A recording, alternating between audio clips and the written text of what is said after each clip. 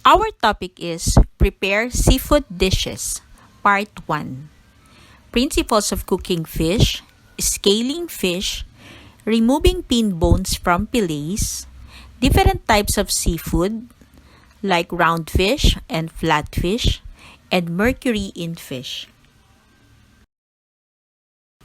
Seafood is any form of sea life regarded as food by humans. Seafood prominently include fish and shellfish. Shellfish include various species of mollusks, crustaceans, and echinoderms. Principles of cooking fish. Cooking is generally understood to be the transfer of heat into food items to render these more palatable, digestible, and improve their bacteriological and tasteful aspects. In cooking fish, the most reliable procedure involves the use of sense of sight, smell, and touch. In cooking fish, it would be good to consider the fat content of the fish in choosing a method of cooking. Lean fish are often served with sauce, while fat fish are best cooked using dry heat method of cooking. All variety of seafood share a rich nutritional bounty with plenty of protein, minerals, and vitamins. As a bonus, they are also low in fat and calories. Iron, zinc, and iodine are found in abundance in seafood, especially in mollusks. The vitamin present include the full range of B group and vitamin E. Some fish also supply vitamin A and D. To add their vitamins, the small amount of fat in fish contains omega-3 fatty acid, which have now been shown to be a great benefit in healing and preventing a whole range of physical and mental diseases. Nutritionists love to recommend food which taste as good as they are healthy. Seafood absolutely fits the bill. Scaling a fish. Hold the fish firmly by the tail. Use the back of rounded bladed knife to scrape against the scales from tail to head. This job is less messy if the fish is held underwater. Removing pin bones from fillets. These are found just behind the grill fins in round fish. Feel with your fingers to establish the position of the pin bones. Make a cut a slight angle on each side of the line of bones. Remove the small V-shaped piece of flesh together with the bones.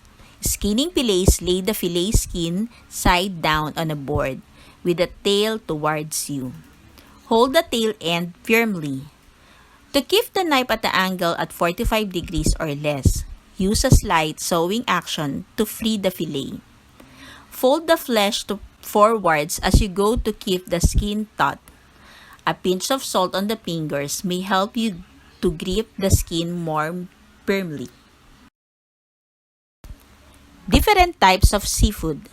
Fishes are found both in salt water and fresh water, and both have distinctive tastes and varieties. Based on its internal skeleton structure, they are divided into two types, the round fish and the flat fish. Round fish has round or oval bodies.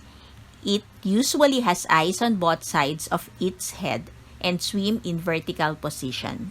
The first example of round fish is the catfish. It is a freshwater fish and has no scales. They are now mostly aqua-farmed and are now available around the year. This fish weighs from 2 to 5 pounds. The flesh is white with small amount of fat in it and tastes mildly sweet. This fish can be cooked in almost any style, but it is best suited for frying. Number 2 is the kingfish.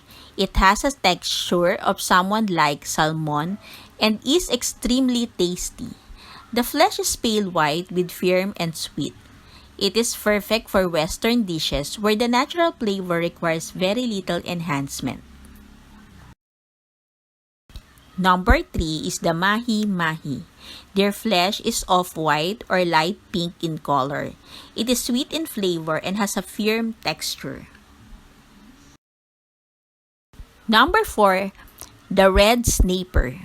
They have a lean pink flesh that becomes white in cooking. They are sweet in taste and firm and flaky in texture. The most commonly found are usually 5 to 6 pounds in weight. They are usually baked whole due to their pretty color. Number 5. Salmon. They come from both northern Atlantic and Pacific Oceans. Salmon is popularly consumed fish. It is considered to be healthy fish as it is said to have high protein and omega-3 fatty acids with vitamin D. It is generally orange to red in color. They get their color from fat, soluble carotenoids found in the crustaceans on which they feed. Salmon is made in many different ways.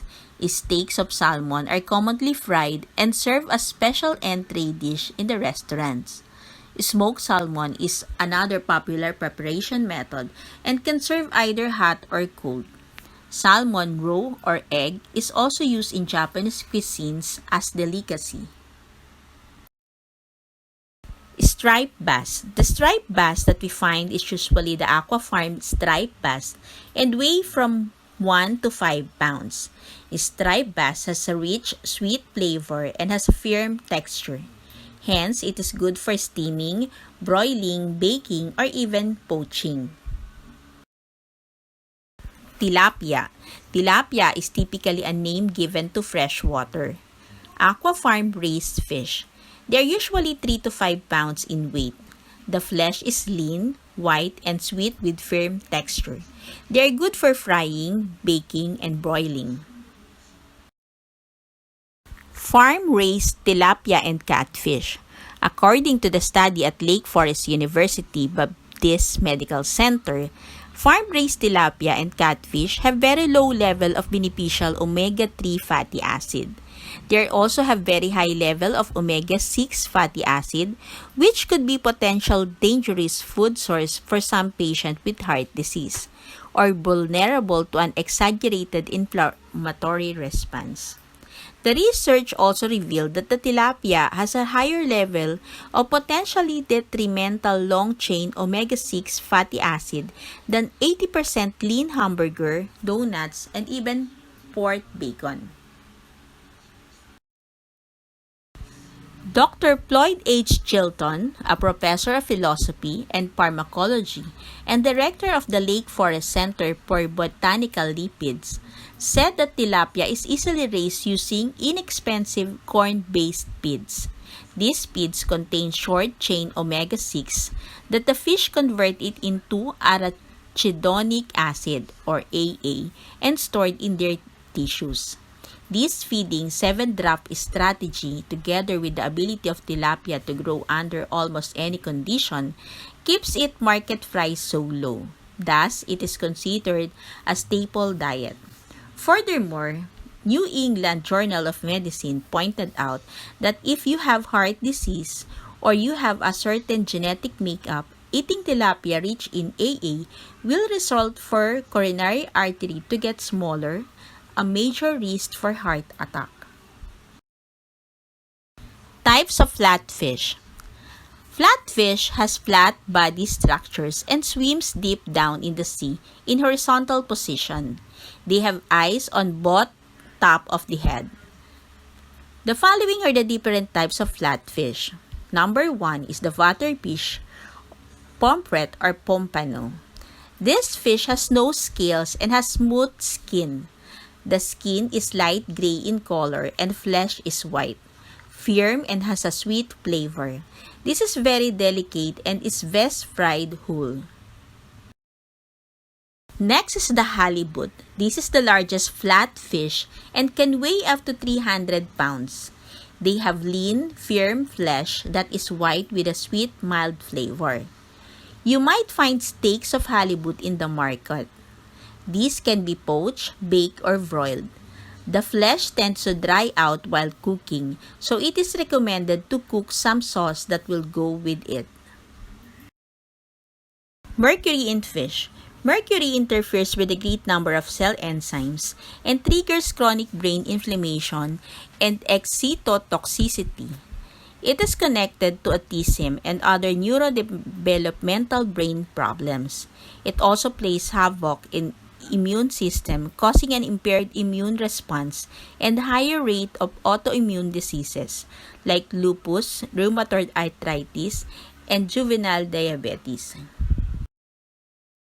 Patients with high mercury level experience the following signs or symptoms: memory loss, mental fog, confusion, hair loss, and inability to focus.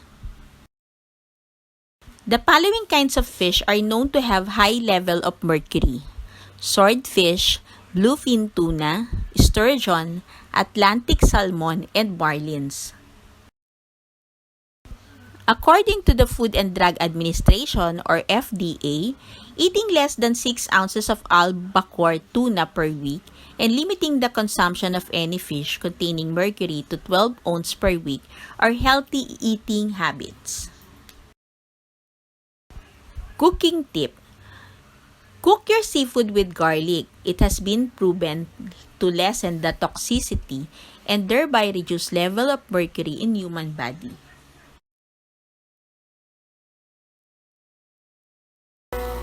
A time to remember.